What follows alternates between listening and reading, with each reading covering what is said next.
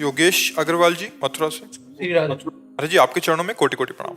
महाराज जी आपके द्वारा बताए सही मार्ग पर चलते हुए नाम जप करते हुए भी जीवन में विषम परिस्थितियां बनी रहे तो इन्हें क्या समझना चाहिए? भगवान की कृपा होने वाली है या प्रारब्ध है? जीवन में सर महाराज जी बस नाम जप करते हुए भी मतलब स्ट्रगल पूरा एकदम नहीं, नाम जप तो नई खेती है।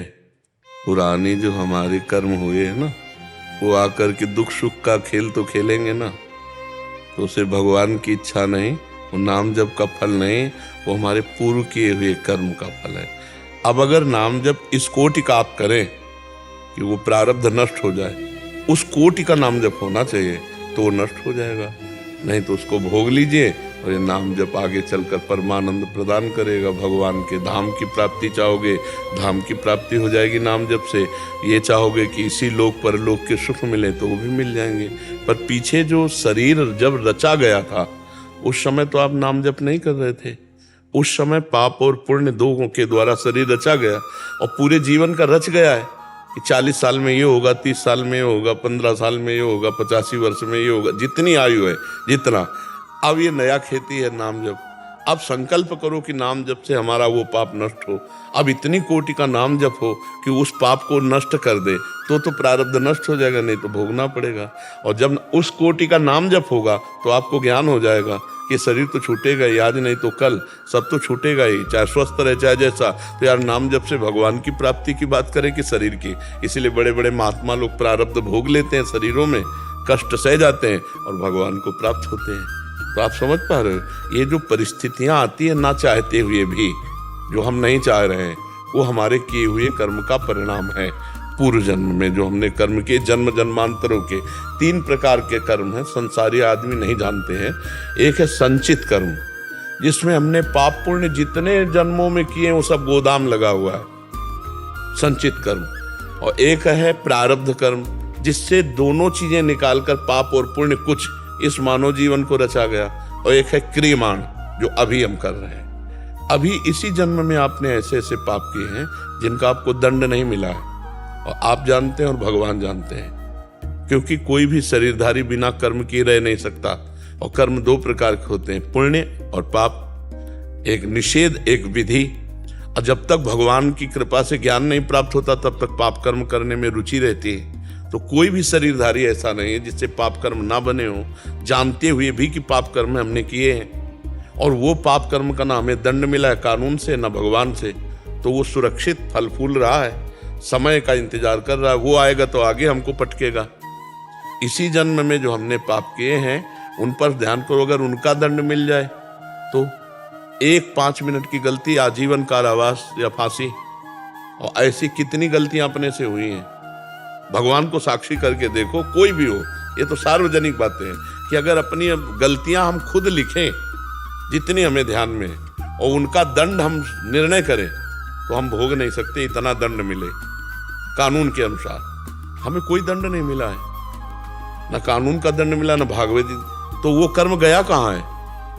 वो कर्म सुव्यवस्थित बढ़ रहा है, वो आकर हमें पटकेगा कहीं ना कहीं। जब हम हंस रहे होंगे, खा रहे होंगे, खेल रहे होंगे, तब वो कर्म ऐसा विघ्न डाले, तब आएगा कि यार नाम जप करता हूँ, बुरा तो किसी का कर नहीं रहा, फिर ये क्यों आया? बुरा अभी नहीं है, ये पीछे का हिसाब आ रहा है। इसलिए कहा जाता है होश में रहो, कर्म का दंड भोगना ही पड़ेगा, चाहे यहाँ भोग ले चाहे वहाँ भोग ले। तो आएगा वो भोग देने के लिए, तो फिर हमको विवेक के द्वारा भोग लेना चाहिए और नाम जप करते हुए आगे बढ़ जाना चाहिए। क्योंकि ये थोड़े दिन का मनुष्य जीवन है, इसमें नाम कमा लो, वही आपको भगवत प्राप्ति करा सकता है। बार बार जन्म, बार बार मरण कितना भोगेंगे? इस बार तो मनुष्य जन्म हुआ है, अगला पता नहीं सुअर कुत्ता गधा कौन सी योनि में भगवान भेज दे कर्मानुसार। इसलिए नाम जप करते हुए दुख सुख को भोग। अभी आपके ऊपर कोई दुख है क्या? हाँ सर, महाराज जी दुख सा है। बेटा है, वो बेटा वो आते नहीं थे, वो भी कष्ट में कुछ चल खड़ा नहीं हो। वैसे हमें भारत में नहीं, पूरे विश्व में कोई एक आदमी ऐसा दिखाओ जो तुम्हारी जैसी विपत्तियों में न फंसा हो। एक भी आदमी। सब परेशान है ना, सब परेशान है। वही सुखी है जो ज्ञानवान है और भगवान में जो चिंतन में लगा हुआ है। असली सुख क्या है महाराज जी? आत्म सुख, भगवत सुख, भगवान का सुख, जो भगवान के चिंतन में है, भोगों में सुख नहीं है। तो ये जो बाहरी वस्तुएं, धन से ये जो बाहरी, ये केवल समय नष्ट हो रहा है हमारा, क्योंकि माया का कार्य है हमारे समय को नष्ट करना। जैसे देखो, आप लोग तो गृहस्थ हो, ईमानदारी से बताओ, कोई भोग बकाया रह गया जो ना भोगा हो? लेकिन क्या मन तृप्त हो गया क्या किसी भी भोग के लिए? कहीं भी। जिसे तुम देख रहे हो वो किसी और को देख रहा है, वो किसी और को देख रहा है। जिसे तुम देख रहे हो कोई उसे भोग रहा है, और जो उसे भोग रहा है वो किसी और को देख रहा है, वो किसी और को देख रहा है। ये क्या है? महाराज भर्तृहरि जी का हमने चरित्र कई बार सुनाया है। भर्तृहरि जी चक्रवर्ती सम्राट और उनकी रानी पिंगला, बड़ी सुंदर। और भर्तृहरि जी को क्या कहना, सर्वांग पुष्ट चक्रवर्ती सम्राट। तो पिंगला प्यार करती थी अश्वपाल से, घोड़ों की रखवाली करने वाले से।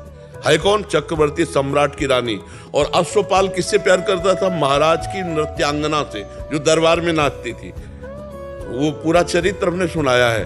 तो जब भर्तृहरि जी को पता चला कि मेरे जैसे सम्राट से ये तृप्त नहीं है, और ये अश्वपाल से, और अश्वपाल महारानी से तृप्त नहीं, वो नृत्यांगना से, धिक्कार है। और मुकुट उतारा, रख दिया और बैरागी बन गए और भगवान को प्राप्त हुए। ये यहाँ सुख कहाँ है? कहाँ सुख है? आपके पास सारे सुख हैं, छोटे बड़े, छोटे बड़े सब सुख है। कहाँ तृप्ति है? आप अंदर देखो, जलन शांत हुई क्या? मांग शांत हुई क्या? सुख तो केवट को जब मिला तब उसने कहा, अब कछुनाथ न चाहिए मोरे, दीन दयाल अनुग्रह तोरे। कब सुख मिला? जब भगवान के चरण धोरा। भगवान के चरण मिले तो अति आनंद उमगी अनुरागा। अति आनंद, अति आनंद किसी भोग में मिला क्या? जो हम सोचते हैं, सोचने में सुख होता है, वो भोगने में नहीं होता। ध्यान देना हमारी बात को, ये आध्यात्मिक विषय है। जब हम किसी भोग को सोचते हैं तो जो हमें सुख लगता है, तब लगता है यार चलो अब इस भोग को भोगते हैं। तो भोगने में वो नहीं मिलता, जो सोचने में होता है। ये माया है। और भोगते भोगते पूरा जीवन निकल जाता है, फिर भी सुख नहीं मिलता। सुख जब मिला, जब हम भगवान का नाम जप करके भगवान में चित्त को जोड़ा, तब सुख मिला। केवट कह रहा है कि अब कछुनाथ होना चाहिए। बहुत काल में कीन मंजूरी, बहुत जीवन हो गया कर्म करते हुए, आज आनंद मिला है आपके चरणों का। जैसे गोस्वामी जी कह रहे, पायो परम विश्राम राम समान प्रभु ना ही कहूं। जब तक भगवत प्राप्ति नहीं होगी तब तक सुख नहीं मिलेगा। यहाँ खोजते रहो, दौड़ते रहो, भागते रहो, इस शरीर में नहीं, उस शरीर में, इस वस्तु में नहीं, उस वस्तु। पैसे का क्या सुख है? अगर वस्तु न मिले तो पैसे का कोई सुख है क्या?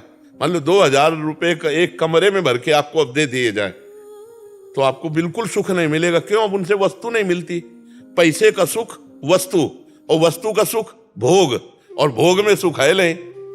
देख लो, कितना भी चाहे भोग लो, कितना भी कर लो, पूरा जीवन निकल जाता है, कभी तृप्ति नहीं होती।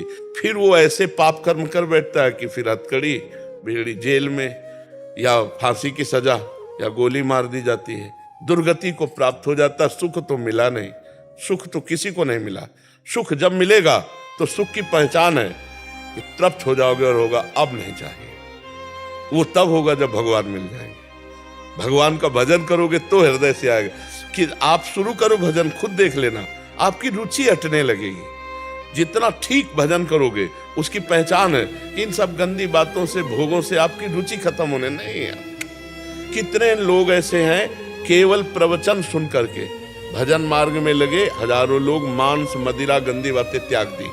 हजारों लोग यहीं आके बोल चुके कि हमने त्याग दिया। क्या वो पहले नहीं त्याग सकते थे?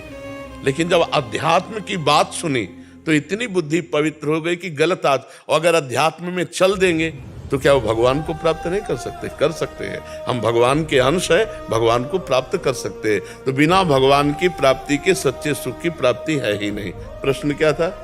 जी यही है कि मतलब नाम भी जब कर रहे हैं, बट वो हाँ, इसको क्या समझे? भगवान की कृपा या नहीं, प्रारब्ध प्रारब्ध का है। भगवान किसी अपने बच्चे को दुख नहीं दे सकते। मंगल भवन है, जैसे सूर्य चाहे भी तो अंधेरा नहीं कर सकता, क्योंकि सूर्य प्रकाश में है ना। ऐसे भगवान मंगल में है, वो चाहे भी तो किसी का मंगल नहीं कर सकते। जो भगवान को मारने आए, भगवान उनका मंगल कर दिए। फिर हम तो भगवान का भजन करते, हमारा क्यों मंगल करेंगे? हमने क्या बिगाड़ा है? हमारे कर्म ऐसे हैं तो उनका, जैसे किसी का पुत्र मर गया तो उनका भगवान ने ले लिया, भगवान ने ले थोड़ी लिया, है तो सिस्टम है, कानून है। इतने समय के लिए आया था, अपना काम किया, चला गया। 5 दिन के लिए आएगा तो 5 दिन रुकेगा, 5 वर्ष के लिए आया तो 5 वर्ष, 50 वर्ष के लिए आया तो 50 वर्ष। उसमें भगवान का क्या है, कानून है। ये महाराज जी प्रणाम। ये प्रश्न शायद इनका नहीं है, ये शायद लाखों करोड़ों लोग, लाखों करोड़ों लोग, अगर मैं भी होता यही बोलता। बिल्कुल जी। महाराज जी इसमें एक चीज पूछना चाह रहे थे। महाराज जी संत महापुरुषों के चरित्रों में सुनने में आता है कि वो बड़ी से बड़ी प्रतिकूलता को हंसते सहते हैं और अब कृपा मानते हैं, बट एक संसारिक जो सत्संग या ऐसा विवेक धारण नहीं किए, उनको एक छोटा सा कष्ट भी बहुत भारी क्यों लगता है और प्रभु पे दोष आरोपण करने लग जाते। देखो सारी बात होती है, अभी हमने आपको बताया कि वो गाली भी सुन, पीछे वाले में बताया कि वो धन की प्रधानता हो जाने पर एक लेबर गाली भी सुनता है, धूप कष्ट में सब मेहनत करता है, क्योंकि उसका लक्ष्य होता है 500 रुपया शाम के मिलेगा। हमारा जब लक्ष्य हो जाएगा श्री भगवान, तो भगवान सर्व सामर्थ्यशाली हैं, उन्हीं के बल से सहा जाता है। जन्म जन्मांतरों का हिसाब सब बराबर करके वो अपने धाम बुला रहे हैं, तो ये उनकी सामर्थ्य है। अच्छा, गृहस्थ आदमी, अब उसने बच्चा, पत्नी, परिवार, घर, मकान, इतना अपना सब कुछ माना है। अब अगर उसके इतने अपने में सब कुछ ठीक है तो भगवान तुम्हारी जय, और इतने अपने में अगर कुछ गड़बड़ है तो भगवान से भी श्रद्धा गई और वो बड़ा असंतुष्ट रहेगा, क्योंकि उसका इतना ही घरौंदा है, इतना ही सब कुछ है। तो इसलिए भगवान से न जुड़ने के कारण, अज्ञान होने के कारण ये दुख सुख का अनुभव नहीं झेल पाते। थोड़ा सुख हुआ तो फूल गए, नाच रहे हैं, और दुख हुआ तो मार उदास हाहाकार मचा रहे हैं। और यहाँ सुख की क्या पूछना, सुख की सीमा नहीं है, सुख की सीमा नहीं, क्योंकि असीम भगवान है। और जब आगे बढ़कर भाव आएगा ना, तो आप भी इसी मस्ती में हो जाओगे। चाहे जितना बड़ा दुख हो, आप मुस्कुराओगे कि भगवान ने जो किया मंगल में किया, सब परिवार उनका, सब संपत्ति उनकी, जैसे वो रख रहे हैं यार वैसे हम रह रहे हैं। कोई न कोई हमारा कर्म है। देखो, कर्म को भगवान कोशिश करके भुगवाते हैं। दशरथ जी के द्वारा इतना तपस्या भजन हुआ कि भगवान बेटा बने आके, आप विचार करो, और एक पाप बन गया, श्रवण कुमार का वध। श्रवण कुमार का वध, वो शब्द वेदी बाण संधान करना जानते थे, तो वो जो मटकी के साकरी और उसे डुब डुब डुब ऐसे आवाज में मानो मृग पानी पी रहा है, तो उन्होंने उसी शब्द पे बाण मार दिया। तो मृग था नहीं, वो तो श्रवण कुमार थे, माता पिता को तीर्थयाटन करा रहे थे। उनकी छाती में लगा, जो आह निकली तब उनको लगा ये तो मृग की आवाज नहीं, तो मनुष्य की आवाज। नजदीक गए तो श्रवण कुमार को देखा, प्राण निकल रहे थे उनके। कहा, भाई तुम जो भी हो, ये पानी ले जाओ और मेरे माता पिता को आखिरी मेरा प्रणाम कह के पानी। अब उनके होश खराब हो गए कि ये क्या हो गया, मेरे द्वारा ये क्या हो गया। जब बूढ़े माता पिता के पास गए तो उनका, बेटा इतना विलंब क्यों। वो बोले कैसे, बेटा नहीं। तो उनका, बोलो बेटा, कभी हमारी आज्ञा उल्लंघन नहीं की, बोलो ना। तो उन्होंने कहा, महाराज क्षमा कीजिए, मैं चक्रवर्ती सम्राट दशरथ हूँ, आपका बेटा श्रवण कुमार मारा गया मेरे हाथ से शब्द वेदी बाण के द्वारा, ऐसा ऐसा। तब उन्होंने कहा, जा, मैं पुत्र वध करने वाले के हाथ से पानी नहीं पीता, लेकिन जैसे मैं पुत्र के वियोग में तड़प कर मरूंगा वैसे तू मरेगा, तुझे कोई नहीं बचा पाएगा। तो देखो, भगवान के बाप बने पिता, बाप जी हैं भगवान के दशरथ जी, लेकिन कर्म जो बना तो वैसे ही तड़पते हुए राम राम हा राम कहे, वैसे ही पुत्र वियोग में प्राण त्यागा कि नहीं। भगवान मिटा सकते थे ना, लेकिन भगवान ने नहीं मिटाया ना। ऐसे ही भगवान अपने संत, अपने भक्त के प्रारब्ध को भोगवा देते हैं और मिटाते नहीं हैं। तो देखो, आप लोग उसको धैर्य पूर्वक भगवान का कृपा प्रसाद पाते हुए उसको सह जाओ। यहाँ इसका नाम पहले तो जान लो क्या है, मृत्यु लोग। यहाँ सब मरेंगे, खुली बात समझो, कब कौन मरेगा ये पता नहीं है। तो इसलिए धैर्य पूर्वक, विवेक पूर्वक चलो। यहाँ जो जितना आया अपने अपने समय से चला जाएगा, किसी को कोई रोक नहीं सकता है। इसलिए भाई विवेक, थोड़ा ज्ञान प्राप्त करो, अध्यात्मवान बनो। ऐसे छोटी छोटी बातों में दुखी सुखी मत हो। यहाँ से हमको भी जाना है, तुमको भी जाना है, और आपको भी जाना है, और अकेले जाना है, और यहाँ से कुछ नहीं ले जाना। जो पाप कर्म या पुण्य कर्म किए वही भोगना पड़ेगा। इसलिए थोड़ा धैर्यवान बना जाए। पुलकित अग्रवाल जी। श्री हरिवंश। श्री हरिवंश गुरुदेव। महाराज जी आपके चरणों में कोटि कोटि प्रणाम। महाराज जी मेरा प्रश्न हर एक माँ बाप का जो होता है वैसा ही कुछ है। महाराज जी सुना है कि भगवान की नज़र यशोदा मैया भी उतारती हैं। बच्चों और बड़ों को नज़र क्यों लगती है और नज़र ना लगे उसके लिए हम क्या? नजर नहीं लगती है, वो एक प्रेम का अंग है। अधिक प्रीति मन भा संदेहा, जिससे अधिक प्रीति होती है तो हमें संशय हो जाता है कि कहीं इसका मंगल न हो जाए, कहीं इसका अमंगल न हो जाए। एक संशय रहता है जिससे अधिक प्रीति होती है। नजर अधिक प्रीति वाले से उतारी जाती है। जैसे हम अपने प्रिया प्रीतम की उतारते हैं, तो भला बताओ जिनकी नजर से सूर्य प्रकाशित है, चंद्र प्रकाशित है, जिनकी नजर से ही सबकी नजरें हैं, उनको क्या नजर लगेगी?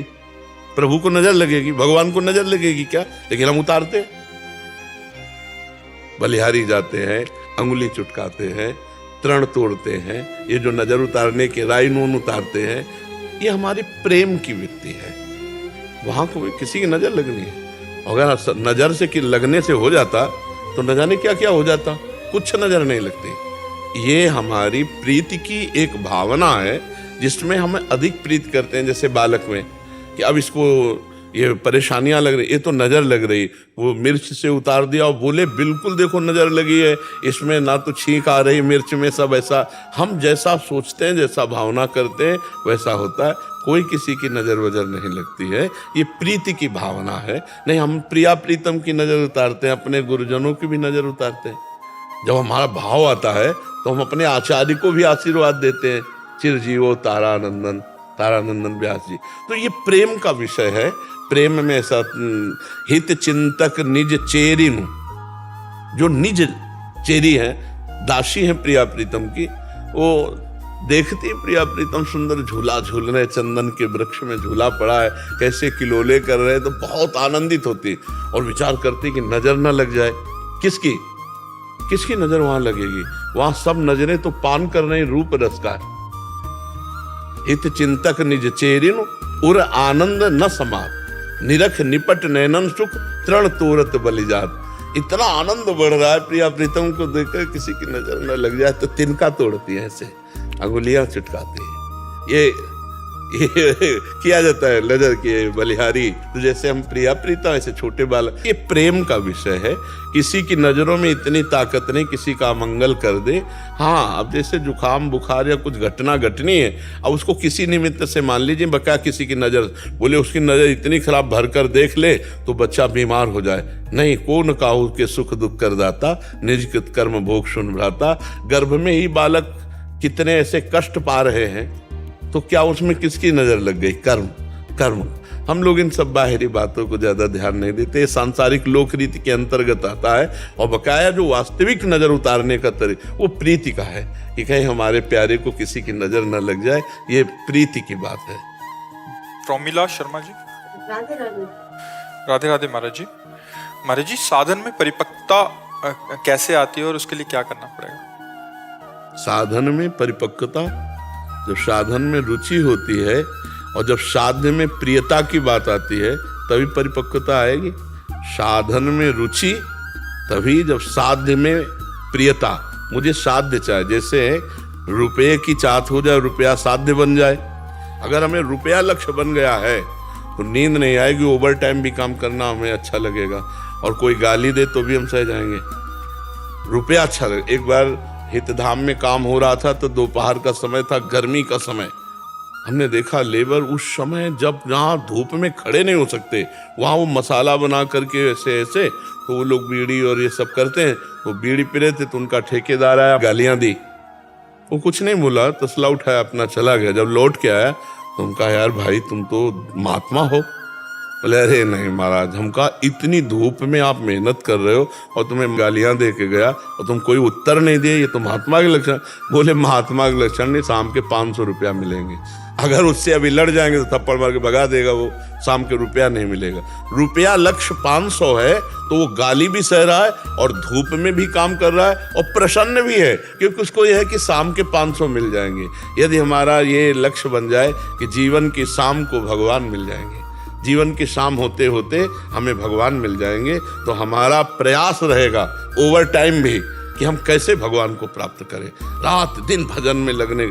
अब जैसे अपने लोग आप विश्वास नहीं करोगे, जब साधन पक्ष में लगे 17, 18, 19, 20, 21, 22, 23, 24, 25 पूरा जीवन हो गया, लेकिन इन वर्षों की बात कह रहे हैं, तो जब ऐसे लेटते तो 15-20 मिनट होता तो एकदम घड़ी की तरफ देखते, छोटी वाली घड़ी ऐसे दूर रखते थे, तो जो घड़ी की तरफ देखते 15-20 मिनट होने पे लगता अभी 15-20 मिनट हुए, हमें तो ऐसा लगता है हम काफी सो चुके। अरे मत सो, लगाया पद्मासन और बैठ गए, पूरी रात भजन। क्यों? भगवत प्राप्ति करनी है, ब्रह्मबोध प्राप्त करना है। जब हमारा लक्ष्य बन जाएगा भगवत प्राप्ति, तो जैसे एक गरीब आदमी धन कमाने के लिए ओवर टाइम काम करता है, अपने बड़ों की गालियां भी सह जाता है, ऐसे इस मार्ग में चलने वाला मान अपमान, निंदा, स्तुति, दुख सुख सब कुछ सहता है, पर वो भजन नहीं छोड़ता, क्योंकि उसका लक्ष्य भगवान की प्राप्ति बन गई। साधन तभी सुदृढ़ होगा, परिपक्व होगा, बढ़ेगा, जब आपका लक्ष्य बन जाए भगवत प्राप्ति। अगर लक्ष्य भोग है तो फिर थोड़ी देर, आज 2 घंटा भजन हुआ, कल आधा घंटा भजन हुआ, परसों बिल्कुल नहीं हुआ, नरसों 3 घंटा भजन कर ले, इसे साधन नहीं कहते। इसे साधन की परिपक्व 3 घंटा का नियम है, तो 3 घंटा से ओवर हो सकता है, नीचे नहीं। रोज बढ़ता चला जाए हमारा भजन, और फिर हम आ जाए 24 घंटे में, उठते बैठते चलते फिरते, खाते पीते सोते जागते, हर समय प्रभु का चिंतन और एक व्याकुलता कि भगवान कैसे मिले, भगवान कैसे मिले, कोई उपाय बता दे कि भगवान कैसे मिले, फिर रोना आने लगना, फिर तड़पना आने लगना, फिर भगवान का साक्षात्कार हो जाना। साधन की दृढ़ता है लक्ष्य की। अगर लक्ष्य नहीं बना भगवत प्राप्ति, तो साधन दृढ़ नहीं होगा। और साधन उत्साह संपन्न होकर निरंतर चलने के लिए साधु समागम आवश्यक है। संतों का संग मिले, शास्त्र स्वाध्याय हो, नाम जप हो, और लक्ष्य हो भगवान की प्राप्ति, लौकिक कोई कामना नहीं, तो साधन दृढ़ हो जाएगा। अगर साधु संग नहीं हो रहा, तो फिर साधन में उत्साह नहीं बढ़ेगा, माया रौंद देती है। जब माया रौंदती है ना, तो उसको ऐसे समझो जैसे डिस्चार्ज हो गया मोबाइल। अब उसके लिए फिर नवीन उत्साह चाहिए, उठ खड़ा हो, कुछ नहीं हुआ, चल तू भगवान की तरफ, फिर नया चार्ज हुआ, वो फिर भगवान की तरफ चला, फिर लड़खड़ा गया, फिर नया उत्साह मिला। कोई एक बार में थोड़ी निकल जाता है। दलदल में ये ऐसा दलदल है माया का कि अभी सुन लो, थोड़ी देर बाद ऐसी माया की आंधी चलेगी, ये सब फीका लगने लगेगा, वो अच्छा लगने लगेगा, जैसे संसार अच्छा लगने लगे। यहाँ से हटो, अभी हट के जब जाओगे तो दूसरी रील चलने लगेगी। ये रील बराबर चलती रहे तो देर थोड़ी लगेगी भगवत प्राप्ति में। इसी रील को बराबर चलाने के लिए तो सबसे अलग एकांत, शांत, भोजन सही, आचरण विचार सब सही, रात दिन भजन, तब वो भगवत प्राप्ति होती। हमारा लक्ष्य बन जाए तो कुछ दुर्लभ नहीं है, और साधु संग मिल जाए तो लक्ष्य भी बन जाएगा और साधन भी बढ़िया बनेगा। पर साधु संग भगवान की कृपा से मिलता है। साधु भेष मिल जाना अलग बात है, लेकिन साधु संग होना अलग बात है। जब तक भगवान में प्रीति रखने वाले सच्चे महात्मा का संग नहीं होगा, तब तक हमारा जीवन परिवर्तन नहीं होगा। प्रवचन से जीवन परिवर्तन नहीं होता। वो जब हृदय से हम जहाँ हैं वही बात कहेंगे तो आपके ऊपर लागू हो जाएगी।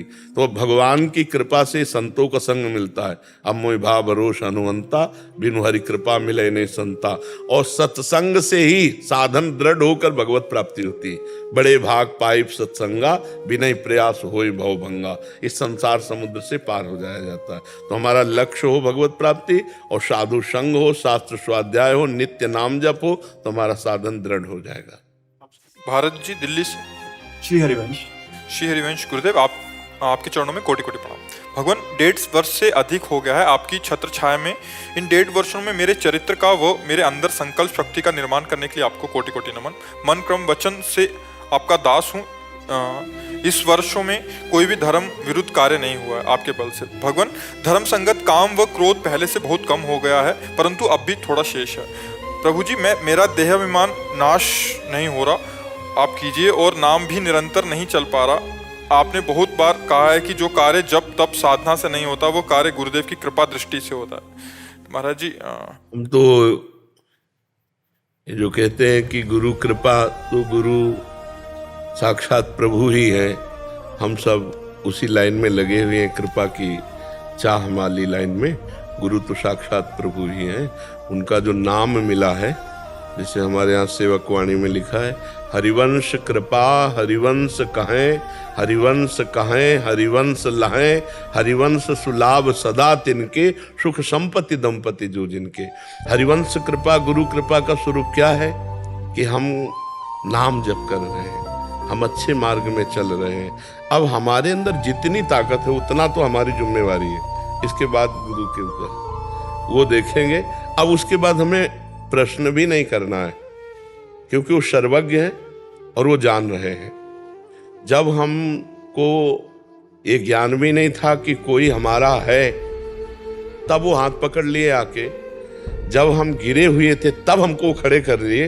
अब तो हम चल रहे हैं, तो अब हमको आगे की कि हमको मंजिल कैसे मिलेगी, वो तो खुद जब हम कोई प्रश्न नहीं किए थे तब हमें उठा लिए और हमें अपना लिए।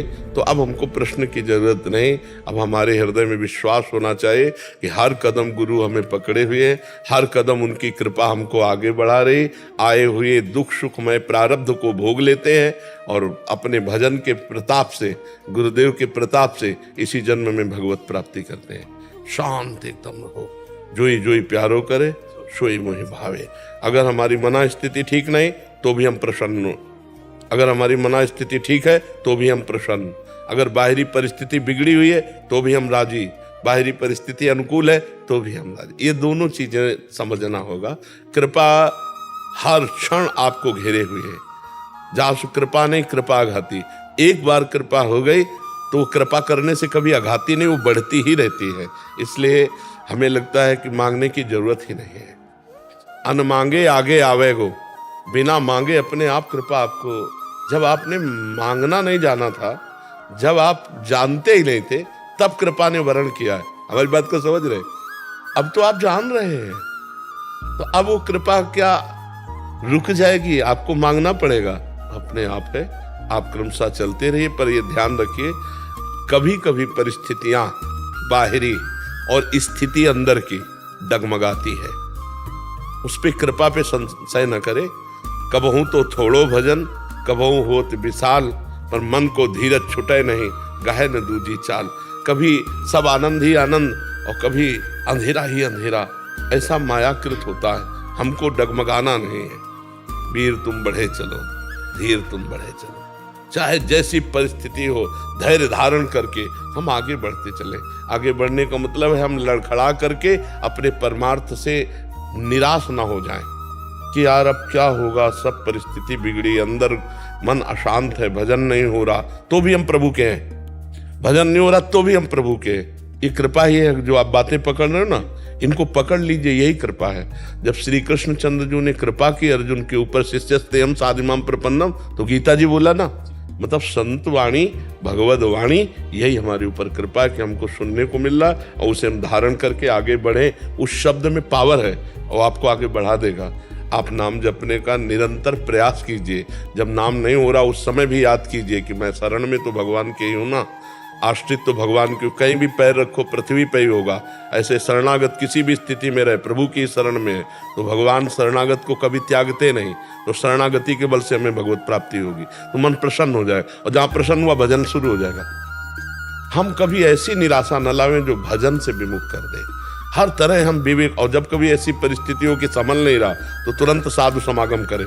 संतों के संग से तुरंत संभल जाएगी अंदर की जो हमारी परिस्थिति वशात स्थिति बिगड़ी है, तो अंदर की स्थिति सुधर जाएगी। ठीक है, आप चलो, बड़ी कृपा है, प्रियालाल की बड़ी कृपा है। ब्रिज किशोर द्विवेदी जी, राधे राधे महाराज जी, आपके चरणों में कोटि कोटि प्रणाम। महाराज जी, लाडली जी महारानी है, फिर बरसाना में श्री जी के महल में लाडली जी महाराज लिखा हुआ है। महाराज जी आपके लाडली जी महारानी भी है, लाडली जी महाराज भी है, क्योंकि लालजू और लाडली जी कहने को दो हैं, एक ही है ना, एक ही ना। ठाकुर ठाकुरानी वही तो बने हुए हैं। तो आप ब्रजलीला देखे हैं तो कभी ठाकुर जी ठाकुराइन बन जाते हैं और ठाकुराइन ठाकुर जी बन जाते हैं। देखा है कभी ऐसा कि हमारी लाडली जू लालजू बन जाते हैं और लालजू लाडली जू बन जाते हैं? झांकी देखी ऐसी लीला में? तो इस तो हमारे ठाकुर जी कहने को दो है। श्री हरिवंश सुरीति सुनाऊं, श्यामा श्याम एक संग गाऊं, छिनहु कबहु न अंतर होई। प्राण सु एक, देह है दोई। प्राण एक है, मन एक है, रुचि एक है, स्वभाव एक है, अवस्था एक है और शरीर दो है।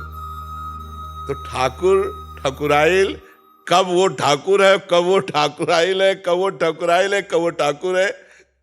श्याम रंग श्यामा रंगी, श्यामा के रंग श्याम। इसीलिए और दूसरी बात, यहाँ ब्रज मंडल में ठकुराई जो चलती है वो लाडली जी महाराज की चलती है। नहीं, जो आज्ञा होती है लालजू से लेकर के सहचरिया तक, ये सब महारानी जी की आज्ञा होती है। इसलिए लाडली जी महाराज कहते हैं हमारे यहाँ लाडली जी महाराज कहते हैं। महाराज आपकी जय हो। हमारी श्री जी, हमारी लालजू, ये कहने को दो है, एक ही परम तत्व है। इसलिए कभी लाडली जू लालजू बन जाती है, कभी लालजू लाडली जू बन जाती है। इसलिए लाडली जू को महारानी जी भी कहते हैं और महाराज भी कहते हैं। ये कोई स्त्री पुरुष है क्या? रसो या परमानंद एक द्विधा सदा, श्री राधा कृष्ण रूपाभ्याम तस्मै तस्मै नमो नमः।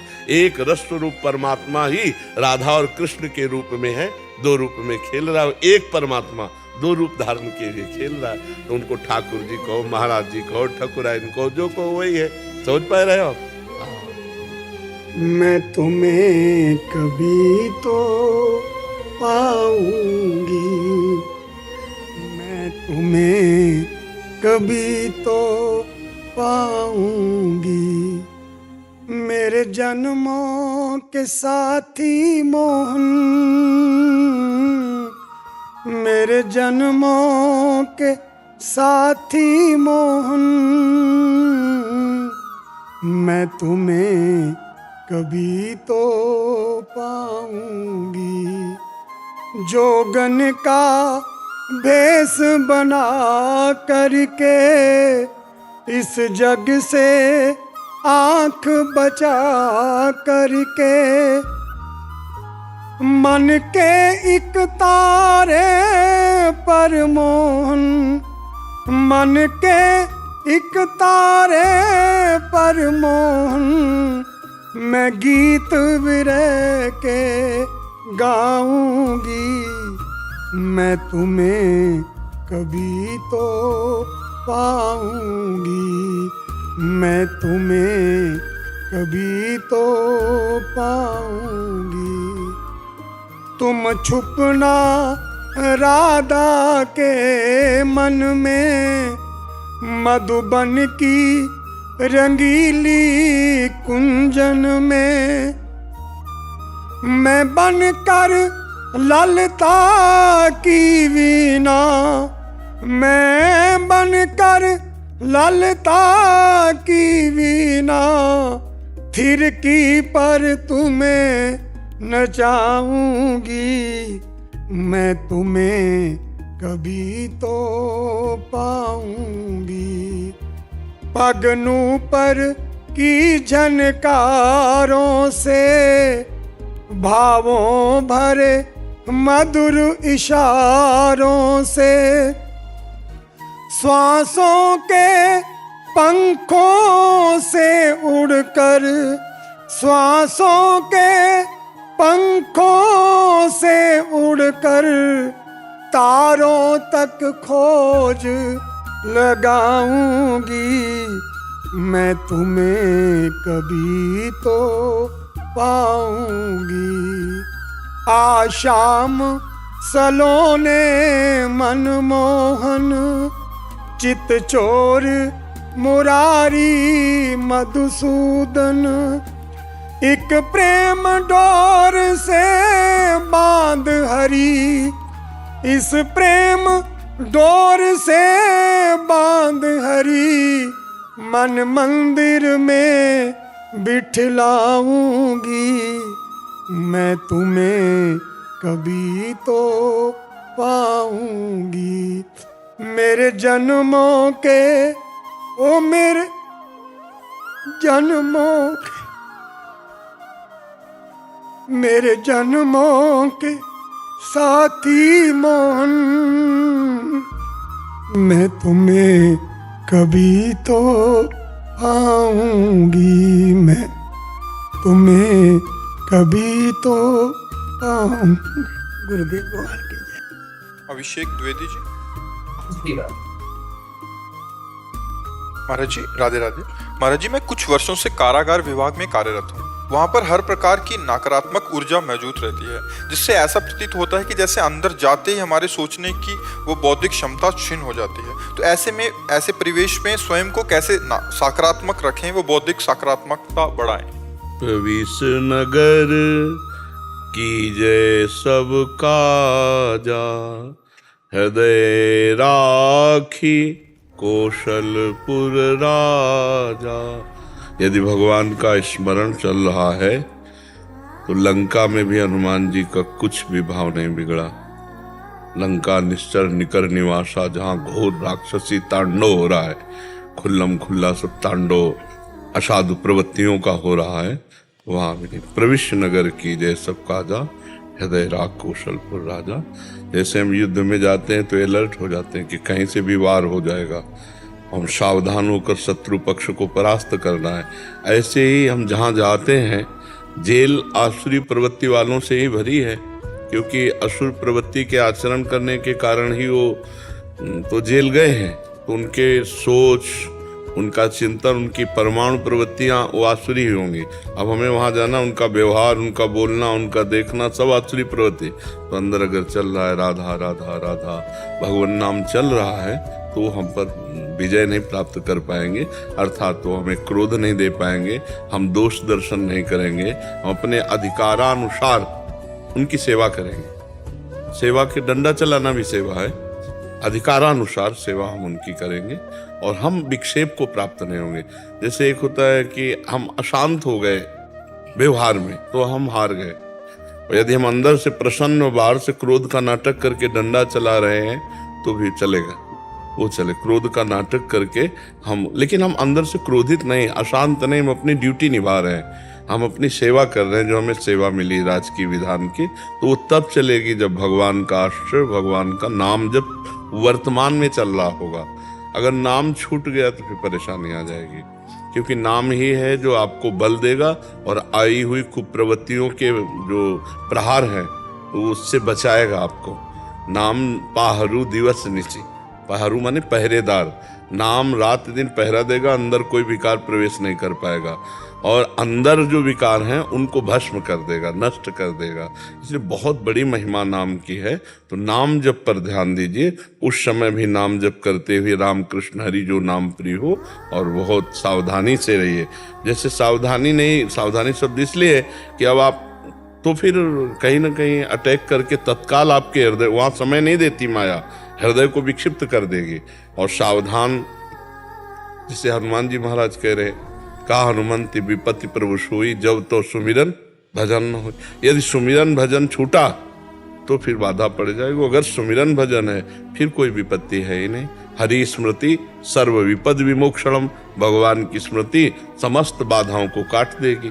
तो अपने प्रभु का स्मरण करते हुए सेवा परायण रहिए, स्मरण पर ध्यान दीजिए, नाम पर ध्यान दीजिए, तब बढ़िया। जैसे रोल करना है ना, वो होता नहीं है, लेकिन परफेक्ट रोल करे तभी तो उत्तम अभिनेता माना जाएगा। महाराज जी वहाँ पे प्रेम की भाषा कोई सुनता नहीं, जरूरत नहीं है ना, हम तो पहले आपको बोला कि जरूरत पड़े तो डंडे की भाषा समझाओ। और वो पर थोड़ा कष्ट होता है, मतलब वो चीज नहीं नहीं, कष्ट नहीं होना चाहिए, अपने को रोल करना, वही हम कह रहे हैं। अगर हम पुलिस का रोल कर रहे हैं, आखिरकार इंसान ही है वो। नहीं नहीं, बस गलत सोच रहे हो। इंसान में जो शैतान चढ़ गया है उसकी पूजा कर रहे हैं हम। पुलिस का रोल दिया है तो वो चोर का रोल करके आए तो वो अपना स्वांग तो ठीक निभा रहे हैं, तो हम कमजोर क्यों हो रहे हैं? हमको अपना स्वांग पूरा निभाना है। तुमने चोर का स्वांग निभाया या गलत कानून तोड़ने का, तो हम फिर उसके अनुसार आपको दंड देंगे। आप हमारी जेल में आए हो, हमारे कानून के अनुसार रहिए। अगर कानून के विपरीत चलते हो, इंसान होते तो जेल जाते क्या? जिस समय शैतान दिमाग में सवार हुआ तभी तो जेल गए ना। इंसान है तो उसी शैतान का दंड मिलता है। अब कह दे 5 मिनट शैतान सवार हुआ तो फिर 20 साल की सजा या फांसी की सजा ये क्यों दी जाती है? तो क्योंकि अपराध का एक जो निर्णय किया गया है कि इतने वर्ष आपको ये दंड भोगना पड़ेगा, मत करो अपराध। जैसे यहाँ तो वर्षों में, वहाँ कल्पों में है नरक में, कि इतने कल्प आपको नरक, वहाँ दया नहीं, स्वांग में दया नहीं। और बड़े ज्ञानी हैं, महात्मा जन हैं, जो नरक में अधिपति हैं तो धर्मराज स्वयं है, और उनके जो दूत हैं वो पापियों के लिए क्रूर दिखाई देते हैं, धर्मात्माओं के लिए बड़े मृदु व्यवहार वाले होते हैं। इसका मतलब वो क्रूर नहीं है, क्योंकि बहुत सुंदर उत्तर भागवत में दिया है भगवान के पार्षदों को यमदूतों ने, तो उनको ज्ञान भी है। तो इसलिए आप जब वहाँ जेल में हैं तो आप भगवत पार्षद बन करके सेवा कीजिए। विक्षेप को प्राप्त नहीं होना। विक्षेप को प्राप्त होने का मतलब आप हार गए। आप हार गए का मतलब आपने विवेक का प्रयोग नहीं किया, नाम जब सहित नहीं चल रहा, अध्यात्म का बल इस समय क्षीण हो गया, इसलिए हो गया। तो अपने को बहुत अध्यात्म बल, पहले जाना है तो हमें, जैसे पागलों के बीच में जाना है तो डॉक्टर क्या करता है, पहले दिमाग में अपने बैठालता मैं पागलों के बीच में जा रहा हूँ। कोई थप्पड़ मार सकता है, कोई थूक सकता है, कोई गाली दे सकता है, लेकिन हमको उनकी दवा करनी है। ऐसे ही आपको पता है हम सब कानून विरोधियों के बीच में जा रहे हैं, जो टोटल तमोगुणी रजोगुणी लोग ही हैं। तो अपने को विक्षिप्त नहीं होना, आनंदित होते हुए अंदर से, बाहर से अपने को कठोर व्यवहार करना पड़े तो जरूर करना चाहिए। अब जैसे डॉक्टर ऑपरेशन में इंसानियत दिखावे तो कैसे चीर पाएगा, लेकिन उस समय उसकी रईस इंसानियत है कि वो कठोर होकर के वहाँ चीरा लगावे और उसको ठीक करे, तभी तो स्वस्थ हो पाएगा। तो वो कठोर होकर के, वो एक ऑपरेशन ही तो है, वो भी तो ऑपरेशन है, उसके दिमाग का ऑपरेशन। वो दंड के, विनय के द्वारा नहीं मान सकते। जैसे आप कह रहे हैं प्रेम की भाषा, तो आप जिस डिपार्टमेंट में हैं, जो भी जहाँ है, वो भगवान की सेवा है, राजकीय विधान की सेवा। कानून के विरुद्ध अपने कोई आचरण नहीं होने चाहिए और दया भी नहीं होनी चाहिए। जहाँ हमें दया दिखानी है वहाँ दया दिखानी है, और जहाँ दया नहीं दिखानी वहाँ नहीं दिखानी है, क्योंकि वो दया से सुधरने वाले नहीं हैं। कुछ ऐसे होते हैं जो ऐसे कह दो तो उनको बहुत शर्म लगती है और वो सुधरने की चेष्टा करते हैं। जैसे साधु प्रवृत्ति का कोई है और उसे गलती हो गई, और उसे ये क्या है, तो बस वो ये कहते एक बार क्षमा कर दीजिए, दोबारा कभी हम जिंदगी में ऐसा नहीं होगा। और एक लोग ऐसे होते हैं, जैसे ऐसे कहो ना, बोले आ गया लाइन में, अब लाइन में होकर बात कर रहा है, वो अभिमान करेगा। उनको ऐसे नहीं बात किया, सठे साठ्यम समाचरित, देखा जाता है ये दुष्ट है, अभिमानी है, ऐसे नहीं मानेगा, तो उसके साथ उसी रूप में बर्ताव किया जाता है। प्यार का बर्ताव, इंसानियत का बर्ताव, ये चोर और जो रजोगुणी तमोगुणी लोग होते हैं ये नहीं समझते हैं। तो सठे साठ्यम समाचरित, सठ कहते हैं दुष्ट को, दुष्ट के साथ वो दुष्ट की भाषा ही समझेगा, वो हाथ जोड़ने की भाषा नहीं समझेगा। आप नाम जप करते हैं, उसका अहित अमंगल नहीं करना, लेकिन यदि हमारे कानून के खिलाफ बर्ताव कर रहा है तो दंड विधान का प्रयोग करके उसको शासन में लेना अनिवार्य है। नहीं तो आप अपने कर्तव्य से चूक जाएंगे और वो आप पर हमला कर देंगे। वो आप पर हम, क्योंकि उनका स्वभाव है ना ऐसा करना। अपनी रक्षा करते हुए अपने कानून की व्यवस्था को बनाए रखने के लिए यदि हमें दंड देना पड़े तो वो ठीक है, उसमें कोई अपराध तो नहीं ना, ना भागवतिक और ना कानूनी अपराध है। आओ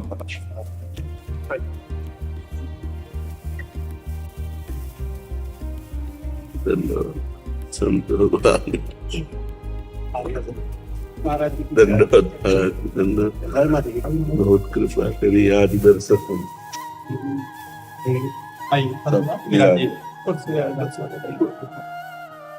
निहाल कर देते जी। आप जमात आती रहती है तो इन सबकी इच्छा भी हमकी जरूर है। बहुत बहुत हम मतलब ये हमारी श्री जी की है, क्योंकि आप श्री रघुनाथ दास जी महाराज हैं, राम मंदिर अतल्लकम जी जी, और आप श्री कैलाश दास जी महाराज गोरेदाऊ जी जी जी जी, और आप आ जाए योगीनाथ जी गोरखपुर से।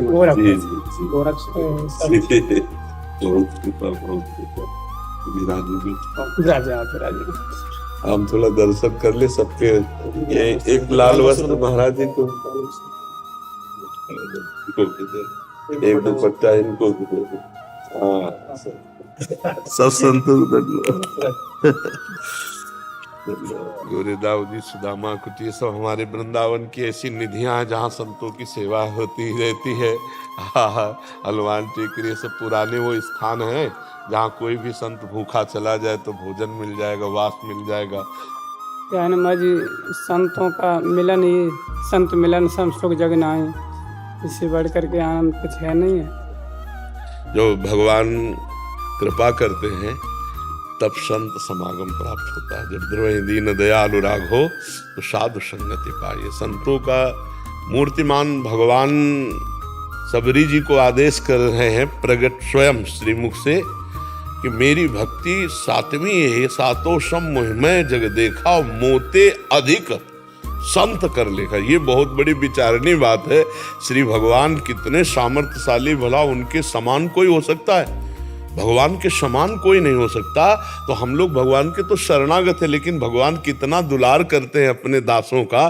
कह रहे मोते अधिक, मेरे से भी अधिक जो ये मेरी सातवीं भक्ति। सातों सम मोहिमय जग देखा मोते अधिक संत कर लेखा। भगवान अपने दासों को बहुत प्यार करते हैं, इसीलिए गोस्वामी जी कहते मोरे मन प्रभु अस विश्वासा राम ते अधिक राम कर दास। जब संतों का मिलन हो जाए तो समझना चाहिए भगवान की हम पर बहुत कृपा दृष्टि है, करुणा दृष्टि है। उन्हीं की करुणा दृष्टि से संत समागम होता है। और संत समागम में भगवत चर्चा, भगवान नाम चर्चा, भगवत महिमा, इसके सिवा अन्य जो हुआ तो फिर उसे संत समागम नहीं कहते। भगवान ने कहा है मेरे ही गुणों का गान करना। बोधयंता परस्परम कथयंत च माम नित्यम तुष्यंत च रमंत च। जो मेरे को प्राण अर्पित किए हुए संत जन है, मदगत प्राणा मत चित्ता, मेरे में चित्त को अर्पित किए हुए हैं, मेरे में प्राण को अर्पित किए हुए हैं, वो जब मिलेंगे तो मेरी ही चर्चा करेंगे। और मेरी ही चर्चा में रमयंति च तुष्यंति च, उसी में आनंदित होते। जब हम प्रभु की अपनी चर्चा करते हैं स्वामी की, तो रोम रोम पुलकित हो जाता है अपने स्वामी। और उस पुलकित अवस्था को ही भगवत तत्व का अनुभव करने वाले महापुरुष, उस पुलकित अवस्था में जिस समय गदगद कंठ नयन बहा नीरा, उस पुलकित अवस्था के आनंद को ही भगवदानंद कहते हैं। अन्यथा जीव को आनंद कोश से आनंद मिलता रहता है। जैसे अन्न में कोश, प्राण में कोश, मनो में कोश, विज्ञान में कोश है ना, इन कोशों से एक आनंद में कोश है। उससे आनंद सिंधु का आनंद तब माना जाएगा जब भगवत चर्चा करते हुए, भगवान नाम जप करते हुए, भगवत गुणानुवाद सुनते हुए रोमांच हो जाए, अश्रु बहने लगे और गला अवरुद्ध हो जाए। तब समझे कि अब परमात्मा तत्व की जो आनंद अनुभूति है, अब कनेक्शन जुड़ा प्रभु से। अब आनंद सिंधु से जुड़ा, अब आनंद कोश से नहीं आ रहा, ये आनंद स्रोत से आ रहा है, जो आनंद सिंधु सुख राशि। और उसी का जीवन पावन है जो प्रपंच की वार्ता का त्याग करके केवल भगवत चर्चा, जहां कटुता आएगी चर्चा में वो भगवत चर्चा नहीं हो सकती। केवल भगवान का नाम जस, भगवान के गुण, भगवान की रूप, भगवान की लीला, भगवान के दासों की चर्चा, इसके अलावा जो चर्चा है वो सब निषेध है। भगवत प्रेम मार्ग में वो निषेध है। वो जो चर्चा हो तो कान में अंगुली डाल लेनी चाहिए, जहाँ विशेष प्रकार की राग द्वेष संगोष्ठी का मतलब जब भगवत चर्चा हुई तो पूरी सभा आनंद में अपने को भूल गई, अपने को भूल गई, प्रभु की स्मृति में तन्मय हो गई। वो साधु समागम, वो साधु समागम जहां अपनी विस्मृति होकर भगवान की स्मृति में आ गया। तन्मया भगवान के श्री सुखदेव जी महाराज जो चरित्र सुना रहे हैं, वही सूत जी महाराज 88,000 ऋषियों को सुना रहे हैं। तो शौनक जी मुखिया हैं, वो कह रहे हैं यज्ञ करते करते हमारी जटाएं धूमिल हो गई, हमें वो आनंद नहीं मिला। हे सूत जी, आपके मुख से श्री भगवान की लीला कथा सुनकर जो मुझे आनंद प्राप्त हो रहा, वो यज्ञ करके जटाएं धूमिल हो गई, आनंद नहीं। 88,000 ऋषि बैठकर पुलकित होकर भगवान की चर्चा सुनते। तो जब कभी समागम हो तो सिर्फ भगवान की चर्चा। हमारी आराधना के 4 क्षेत्र हैं, नाम रूप लीला धाम। या तो नाम महिमा चल रही है, या तो भगवान की रूप माधुरी का वर्णन हो रहा है, या भगवान की लीला माधुरी का गुण धाम महिमा, इसी में हमारी चित्तवृत्ति रहे। 4 में से एक निष्ठा जागृत हो जाए, चाहे धाम निष्ठा, चाहे नाम निष्ठा, या लीला गुण श्रवण निष्ठा, या फिर रूप निष्ठा। पर रूप निष्ठा तभी आएगी जब नाम निष्ठा आ जाएगी, क्योंकि देखिए रूप नाम आधीना। अगर नाम नहीं जप है तो भगवान के रूप का ध्यान नहीं हो सकता। नाम जप ऐसा पवित्र अंतःकरण करता है और भगवान के रूप को खींचकर प्रकाशित कर देता है। जितना अधिक नाम हम जप करेंगे, अधिक क्या चाहिए तो ऐसा कि कभी छूटे ही ना। हर्ष, जैसे हम श्वास रुकने लगे तो प्राण व्याकुल हो जाए, ऐसे ही भगवान का नाम अगर रुक रहा है किसी बात से तो हमारे अंदर व्याकुलता हो जाए। तद विस्मरणेन परम व्याकुलतेति, भगवान का जहाँ विस्मरण होने की संभावना मात्र हो वहाँ ऐसे व्याकुल हो जाए जैसे मछली को जल से अलग करे तो प्राण उसके व्याकुल हो जाते हैं। और सतत भगवान के नाम का स्मरण तो धीरे धीरे फिर रूप प्रकाशित होता है, और रूप जहां प्रकाशित हुआ कि चित्त मन सब चुरा लेता है। ऐसा रूप है जैसे परम ज्ञानी जनक जी जब श्री रघुनाथ जी के रूप को देख रहे तो कह रहे इन्हें ही बिलोकत अति अनुरागा, बरबस ब्रह्म सुख ही मन त्यागा। ब्रह्माकार वृत्ति श्री जनक जी महाराज की, वो कह रही है कि रूप कैसा, शब्द स्पर्श रूप रस गंध विजयी श्री जनक जी महाराज, उनको राम जी के रूप ने ऐसा आसक्त कर लिया कि बलात् ब्रह्माकार वृत्ति छूट गई और रामाकार वृत्ति हो गई, राम जी के रूप में आसक्त हो गए। और वो कह रहे हैं विश्वामित्र जी से कि सहज विराग रूप मन मोरा, मेरा मन वैराग्य स्वरूप ही है। सहज, जैसे अपना मन सहज भी सही है, अपने लोगों का मन सहज भी सही छोड़ दे तो भोगों में चला जाएगा, और जनक जी का मन सहज वैरागी है, सहज वैरागी, सहज विराग रूप मन। लेकिन इनको देख करके जैसे चकोर चंद्रमा में आसक्त हो जाए ऐसे मेरा वैरागी मन अनुरागी हो गया है। ये कौन है? विश्वामित्र जी से पूछ रहे, क्या वही ब्रह्म है? तो भगवान का रूप जहां ध्यान में आया बस फिर यहां से प्रपंच खत्म हो जाता है। अब वो रूप रसास्वादी मन, वो फिर संसार के नाम रूप लीला, संसार की लीला प्रपंच में वो नहीं जाता। वो रूप छके घूमत रहे तन को तनिक न भान, नारायण दृग जल बहै यह प्रेम पहचान। वो अपने स्वामी के रूप के ध्यान में मगन अश्रु प्रवाह करते हुए इस जगत को पावन, तीर्थी कुर्वन्ति तीर्थानि, ऐसे महात्मा जहां चरण रख दे वहां तीर्थ बन जाए। तीर्थों में चले जाएं तो तीर्थों को तीर्थत्व प्रदान करने की सा तरत सा लोकान तारयति, वो लोक के लोक तार देते हैं जिनके मुख में नाम और हृदय में ध्यान। नहीं, जैसे जानकी जी अशोक वाटिका, नाम पहारू दिवस निच और ध्यान तुम्हार कपाट, रात दिन भगवान के रूप का ध्यान और नाम, बस यही जीवन का सार है। और जो पकड़ लिया तो पार हो गया। हर समय नाम जप और अपने स्वामी इष्ट का निरंतर ध्यान करते हुए एक एक क्षण व्यतीत कर रहे हैं। प्रारब्ध अनुसार जो शरीर के सुख दुख मान अपमान है उनको सह लेते। श्रीमद् भागवत में है कि जो प्रारब्ध के अनुसार आए हुए सुख दुख को सह लेता है और हर समय भगवान की कृपा मनाता रहता है, बड़ी कृपा, बड़ी कृपा भगवान की, वो भगवान को ऐसे प्राप्त हो जाता है जैसे पिता की संपत्ति पर पुत्र का अधिकार स्वयं हो जाता है। ऐसे वो जो आए हुए दुख सुख को समान भाव से सहकर हर समय मनाता रहता है, भगवान की हमारे ऊपर बड़ी कृपा है, बड़ी कृपा है। वो भगवत स्मरण करने वाला महात्मा परम पद का अधिकारी ऐसे हो जाता है जिसे पुत्र स्वाभाविक कानूनी वो पिता के संपत्ति का अधिकारी हो जाता है, ऐसे वो परम पद का अधिकारी हो जाता है। तो हम सबको बहुत बढ़िया अवसर भगवान ने दिया है कि हर क्षण नाम जप करके स्वयं मंगल को प्राप्त हो और जगत मंगल को प्राप्त हो। इसीलिए महात्माओं को चलते फिरते तीर्थराज प्रयाग कहा गया है। मुद मंगलमय संत समाजू जो जग जंगम तीर्थराजू। हाँ, दर्शन संभाषण कुछ ले ले या कुछ दे दे, हर तरह से परम मंगल करने वाले, दरस परस अगनाश बास निज संग करो दिन, जो दर्शन मात्र से संभाषण मात्र से पापों का अपहरण करके जीव का परम मंगल करते वो संत भगवान। संत भगवान, ये तो बड़ी कृपा होती है जब संत समागम प्राप्त होता है। जैसे संतों के लिए आया है, संतों के दर्शन से सुख मिलता है, दुख का हरण होता है। खड विकास जित अनग अकामा अचल कंचन सुधामा। तो जो ऐसे संत महापुरुष हैं उनके दर्शन से तो लाभ है, दुख का हरण होता है।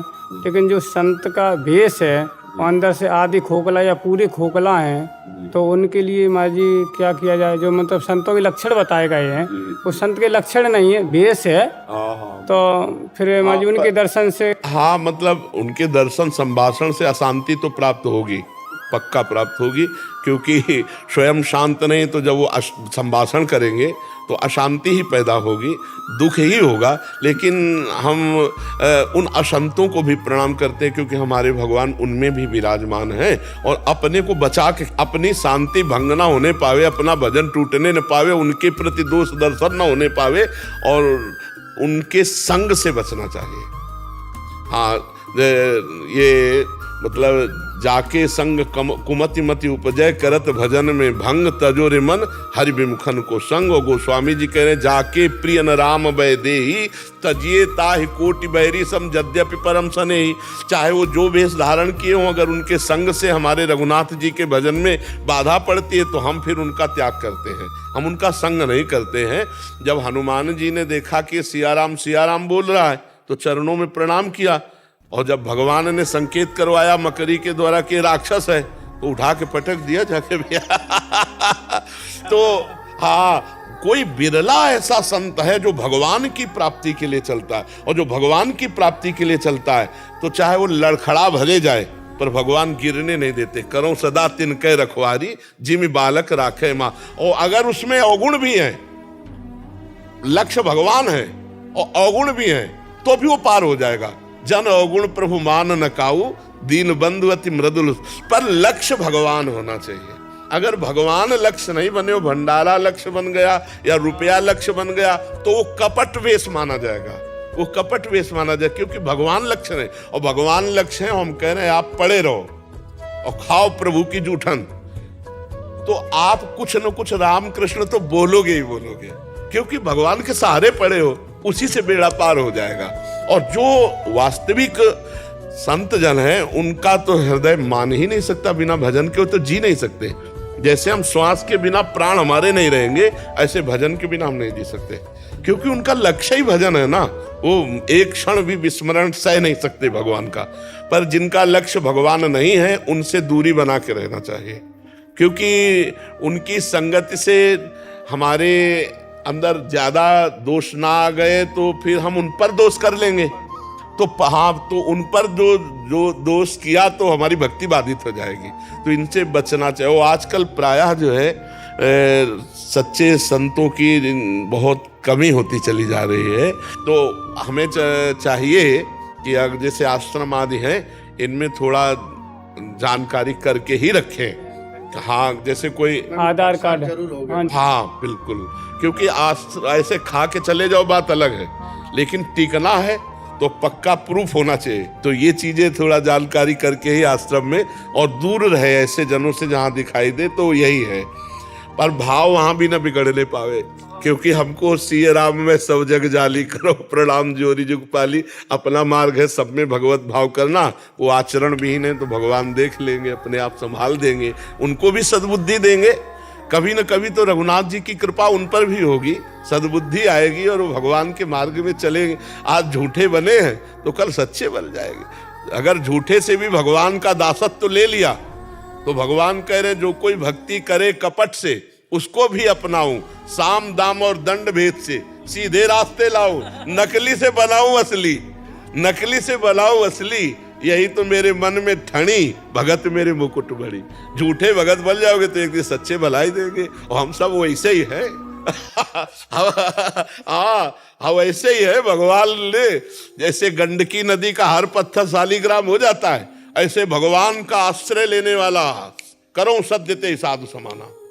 जो नर होए चराचर द्रोही, आवे सभय शरण तक मोही, तज छल कपट मोह मद माना। यहां जो तज शब्द है वो भगवान त्यगवाएंगे। हाँ, वो थोड़ी छोड़ के आएगा।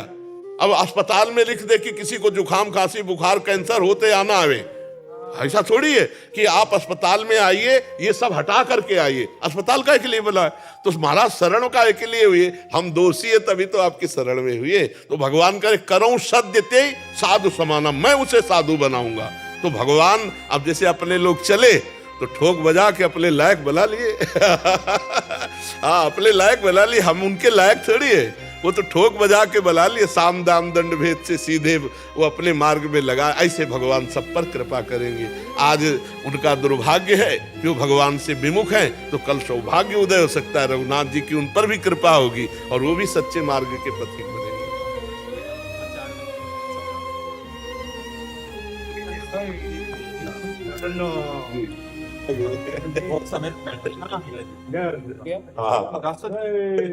श्री राधा श्री राधा श्री राधा रानी सरकार की